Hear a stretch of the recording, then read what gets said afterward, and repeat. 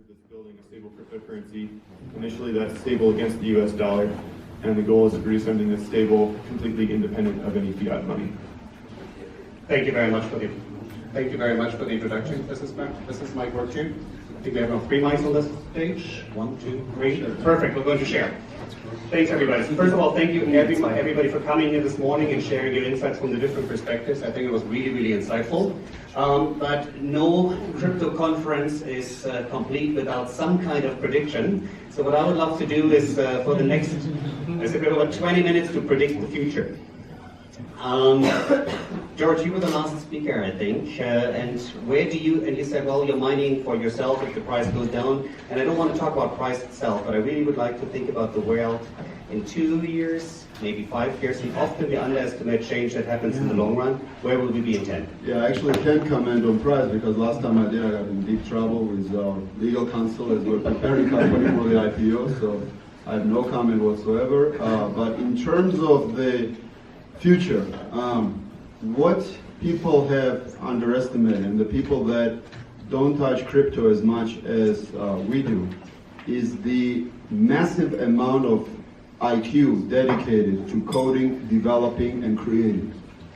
In our part of the world, we're getting the best and the brightest, the kids that have won international mathematics competitions, international physics competitions, international, chess competitions. They're not going to Facebook, they're not going to Google, they're coming and working on protocols. And I think if anything, this is the bet on the youth, this is the bet on the IQ. And whenever Nuria Rubini or Krugman or Warren Buffett, whom I deeply respect, comment about this technology without understanding the IQ level, without understanding the technology, it's really paradox. So, in my opinion, you bet on the IQ. There is so much development going on. There's so much coding going on, and in my opinion, this is the technology that genie's out of bottle, and it will transform the world. It will be much more massive than internet.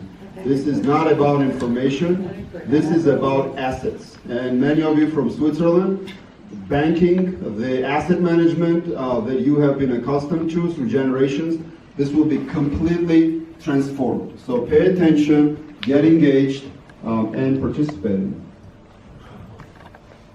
Yeah, I think I started the morning with that it is really transformation, including my friend Eyal who is sitting there. It's like the third revolution. With power, electricity is power over the wire. The phone was communication over the wire. And with blockchain, we have consensus and agreement and collaboration over the wire. Yeah. So a perspective I want to share in this room is that if you think about the situation where a big company is providing some service, and they're doing a bad job of providing that service, the typical thing that will happen is that a startup, or many startups, will show up and try to do that better. And either end up eating that company's lunch, taking over that service and doing a better job, or forcing that incumbent to step up its game and provide a version of that service that everyone really likes. And up until now, that really hasn't been the state of things with government services, with currency in particular. So governments produce currencies, and there really hasn't been a whole domain of startup currencies to compete with those. And so if there are problems with those currencies, those tend to persist. There's sort of an artificial monopoly that's existed. And so my broad perspective on what's happening right now is that we have a really large number of startup currencies coming and disrupting that space. And it's a really interesting thing because if you look at the laws of the United States government, not even recent laws, but sort of very old laws, it's directly written in the laws that it's illegal to create new coins. It wasn't the plan for citizens to create many different currencies. That was actually sort of outlawed a long time ago. And it's funny because we even call these things coins, and yet no action has been taken to stop people from creating these new currencies. And I think that's, in a sense, because we as a society sort of forgot why we made those rules. And so there's this really interesting window of opportunity right now where we're kind of allowed to do this thing that we previously decided we didn't want to do. And so we have all these startup currencies coming into existence. And so I think the big question over the next several years is, are the entrepreneurs who are creating these new currencies, are they going to do better or are they going to do worse? Right? So if they do better, then okay, great. It's a good thing that we permitted that, and we can disrupt and actually sort of maybe even overturn the system of currencies and end up with something much better. And I personally believe we will. But I think that there's also a question of if we do worse in the short term, that actually could mess up this entire movement, this entire cycle. Okay, so when you look into stablecoins, which if you haven't already done, you're going to end up doing because they're going to be a really big deal. I think one important thing to think about is the possibility that we create a pegged cryptocurrency in the way that a middle-income country pegs its currency to the dollar, the euro, or so on. And it gets really big, and then that peg breaks. And if that happens, a lot of people are going to lose a lot of money. And they're not people who are crypto speculators in this circumstance.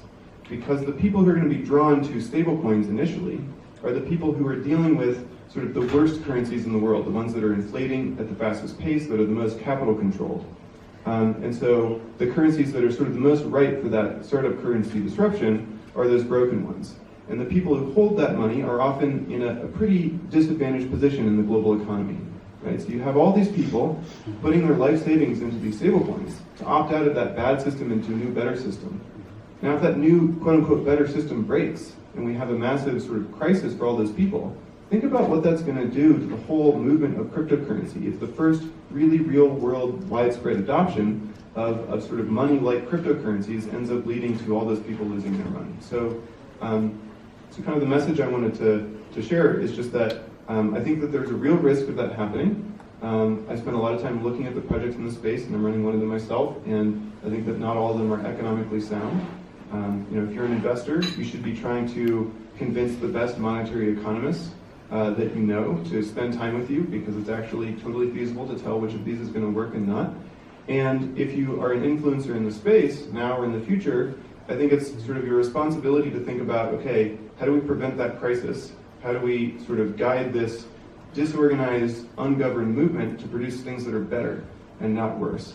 And So what you're saying is expecting it's happening likely in those countries with those people that do not have a choice, like in Argentina when people decided to buy stereo equipment in the 80s to hedge against the inflation in their country. So whatever it is that's more stable than a non-functioning currency, Absolutely. they are looking more for Absolutely, that. Okay. and if you look in, sorry, real fast, if you look in Venezuela, people are adopting cryptocurrencies despite their volatility, despite all of the usability issues, they really are using them. And so I think that as they become more stable and money-like, we're going to see really, really big waves in cryptocurrency. And not only using, but also mining, like the dentist who makes his money by running an Ethereum on his GSM network phone. Yep. Okay. Yeah, I think there's this pipe dream that sometimes gets run around between cryptocurrency enthusiasts that somehow the very existence of cryptocurrency is going to cause governments to topple. That the governments, the people who own the tanks and the guns and the bombs and the submarines are just going to go, oh dear, Bitcoin's here, we don't own the tanks and the guns anymore. And that's obviously it's ludicrous to believe. At the same time, whilst I don't think that's going to happen, what I do think is going to happen in 2, 5, 10 years is regulatory arbitrage. Some governments around the world are going to go, hey, we should be a little bit clever here and make ourselves open to decentralized projects, whether that is through regulation, through tax breaks, whatever it is. The same way they attract movie companies to come and film on location in various parts of the world by offering them tax breaks. So regulatory arbitrage is going to become a real thing. It already exists in many ways within the United States, where people are able to go, hey, if I move 2 states over, I can cut my tax burden down by 10%. And so they do, they uproot their entire family and move. And companies are going to start incorporating, they already are starting to incorporate all over the world. They're taking a look at places like Malta and saying, hey, Malta's crypto friendly, we should totally incorporate there. And that's going to happen more and more. And eventually people, individuals and families are going to start to say, hey, we should uproot and move over there to this place that's crypto friendly or that's friendly to the company that I've started. It has good schools, the kids can go there. And grandma has a good care facility. And they're going to start doing this more and more, and it's not going to lead necessarily to governments being toppled, but it's going to lead to an interesting brain drain. And as George said, some of the smartest people on the planet are working on these things. And when they start clustering, when they start moving to places that are more friendly from a regulatory perspective, that's going to create something very, very interesting. And that's really what I see over the short to medium term. Yeah, I think for the long term, there was an interesting conversation that we're going to have 45 mega cities around the world. It's not about countries anymore, it's about grouping of people that are having shared values, shared economic systems, and creating new things. I'll take a slightly more practical perspective. While I think there is this beautiful social vision and political vision, economic vision that underlies the motivation a lot of people have when they get excited about cryptocurrencies. Greed is what attracted most people in 2017 and 2018. But what got people to stay is there is this fundamental excitement about the idea that we could reformulate how society works. But to Ricardo's point, it's interesting to sit down with central bankers, and I remember sitting with folks from BIS and the Bundesbank, and they're talking about cryptocurrency, and they're like, yeah, but throughout human history, what has created currency regimes is the ability to defend your currency and your economy, which is equivalent to, right now, markets, right? The US is the largest market in the world, which is why the US dollar is dominant, and it's about guns and steel. It's about armies. And so I do think there is sometimes a little bit of an detachment from reality. One of the things I focus on, so the talent and the intellect and the vision is important, but one of the key things that's missing is how do we make this accessible to people? And the reason we have so many, I was saying this to Fluffy, I said, the reason we have so many pundits and influencers and conferences in the crypto space and everyone's talking and pontificating is because there aren't really so many products that people can use and touch and interact with today that create value in meaningful ways yet. And so to me, what I'm most interested and excited about, so number one, it's enabling people to get exposure to the products themselves in new ways that feel safe, that are risk managed. And to me, stable coins are really just an abstraction of hedging and risk management, which has existed in the world of finance for a very long time. And then I think the second component is how do we actually fund and help really great projects and teams grow and develop, which is what I've done for the last 5 years, is how do we connect them with governments, how do we connect them with corporates, how do we connect them with investors, and how do we really allow these ideas to come together and create meaningful use cases that create new, delightful user experiences. That's what drives adoption. So to me, the fundamental point we're at in the crypto spaces, there's all this excitement and there are all these events and it's very interesting and it's very sexy and it feels very revolutionary and fun, but how do we make this real? And I think that doesn't mean, flying around the world and feeling like you're a rock stars going to exotic locales. It means sitting down in offices, doing work, trying to understand the regulatory environment and build things that people can use and trust and feel safe using. And so that's the hard part. It's not so fun, it's not so glamorous, but I think that's where we're going to see the center of gravity start to shift. So making it real, I think, and I think all of you actually mentioned countries and jurisdictions. So where is it going to happen? The Chinese investing heavily into blockchain technology and cryptocurrencies for a while. I think, George, you mentioned that some of your key competitors coming from China, of course. I think last year here there was in the Russian House presentation with 3 Russian ministers, and they all said blockchain is one of the key top priorities for their country. Putin signed Bitcoin, didn't you hear this? Like the big headline for January. Apparently the Kremlin wants to buy Bitcoin. It's hilarious. So the Singaporeans working a lot, Malta works a lot, but I think where is it going to happen in the next 5 to 10 years? New York. I think the financial centers that already exist. I think there's regulatory arbitrage and that's interesting, but I don't Malta's not a big financial market, and the issue with Malta is we've already seen this with banks, challenger banks or challenger financial services firms who move to Malta. The minute that the European regulators, the EU regulators don't like what's happening, they cut off access. So while it's great to be in Bermuda or Malta or in these jurisdictions, people want to be where the assets are and they want to be where the markets are. And until that shifts, I think it's going to take time. Right now, the center of gravity, it's in London, it's in Singapore, it's in Switzerland, it's in New York, it's in places for like Silicon Valley, right, for startups.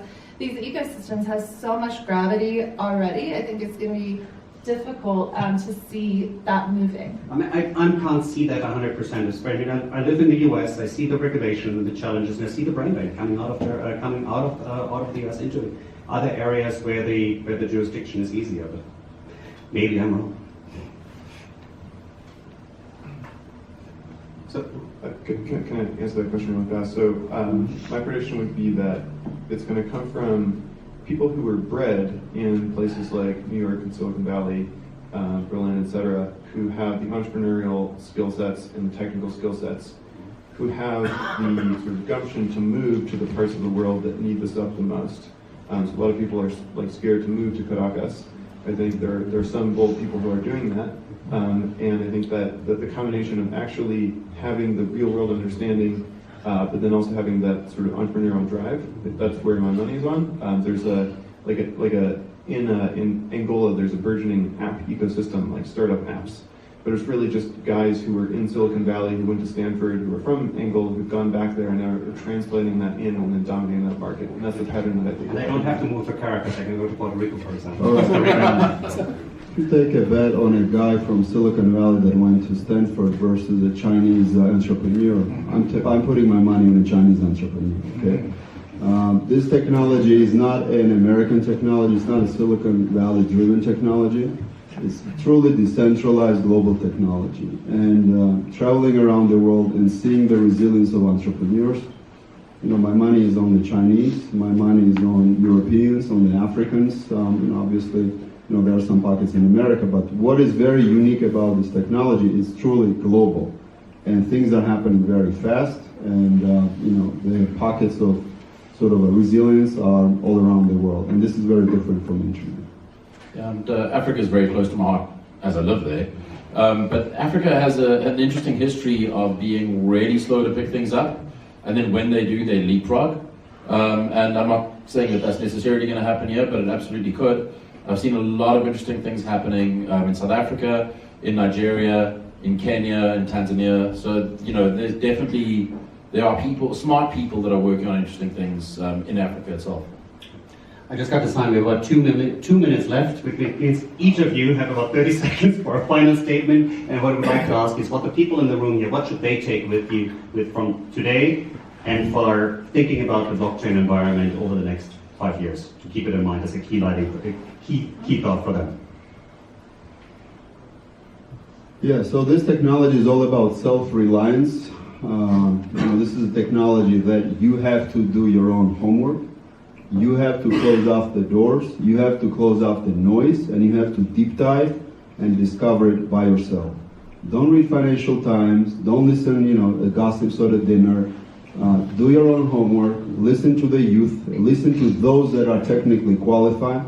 And one of the epiphany moments, there was all these Buffetts and Krugmans, but then there was Andreessen and Fred Wilsons and, Adam Backs of the world. And who would you trust with the heart surgery, a cardiologist that has been doing it all his life, or to an economist that has been sort of writing, ISML models? That's my only advice. Rely on yourself. I guess the main thing that I would suggest is that what's happening is new enough and weird enough that looking at the existing legal system, I think, isn't going to tell you what's going to happen.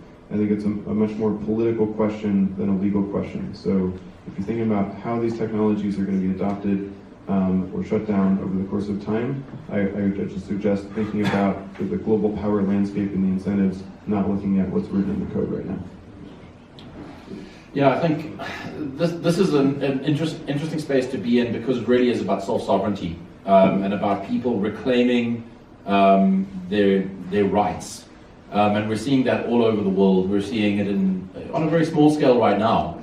But I think particularly, and obviously the privacy stuff is something that's important to me, particularly in the privacy space, it's about taking back your data and about having control over your data. We live in a world where every other week there's something else that got hacked, and all your data is outside of that company again, and a bunch of hackers have your usernames and email addresses and passwords, and they're certainly never going to do anything nefarious with it. And so now we're starting to get to a point where the technology is advancing fast enough and rapidly enough that we'll be able to have private commerce, where even the entity you're dealing with won't know your true identity, where that will be private. So when they get hacked, and invariably they do, it's not your data that's out there. And that's a world that I want to live in. I'll agree with everything that's been said already, and this is certainly about educating yourself. But at the end of the day, I think the world is all about incentives, and I think in cryptocurrencies and blockchain technology in particular, we see a lot of distortion of incentives where people talk about decentralization or these visions they have when in fact they're basically printing money out of thin air, raising money for it, and keeping most of the money themselves. So in many of these things, I think it's very important to understand the incentives, the business model, how the economics flow, and what the implications are. And then I think the second piece is really thinking about relationships, surrounding yourself with people who share some of your values, who have integrity, who have a history and a track record of operating in the industry, because there is a lot of trust that's been built. It's funny, for being an industry and ecosystem that's all about obfuscating and removing trust, trust's actually been, in my view, one of the more critical components to being successful and creating connections and connecting ideas and people and capital in a meaningful way. Just being really thoughtful about the incentives we're creating and how they may go to harm or further enable some of the ideas we're talking about around equality, fairness, the right to privacy, the right to be forgotten, the right to enter and leave at will, the right to participate. All of those things I think are going to be really, really critical in ensuring these things work the way we'd like them to. Thank you. Thanks, everybody. This was I'm extremely thankful and humbled for having the opportunity to talk with all of you this morning and listen and learn from you. There was a lot of information. Thanks to 8 partners and especially to Eric for putting this actually together. So maybe please applause for putting this all together. If you still have a couple of questions open, like most of my old investor friends, that's why we wrote the Trust Technology that was launched at CES. Grab a copy at Amazon, and otherwise, we have the smartest people on the panel on this side here. Thank you very much, and it was a real honor and pleasure to be here today. Thanks, everybody.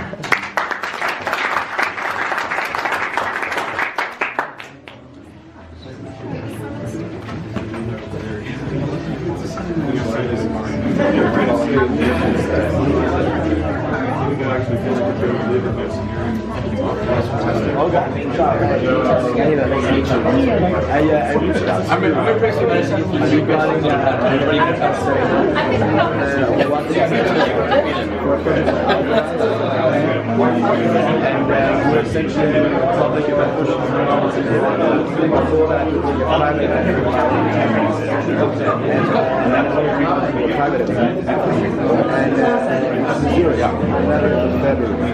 I worked on lots of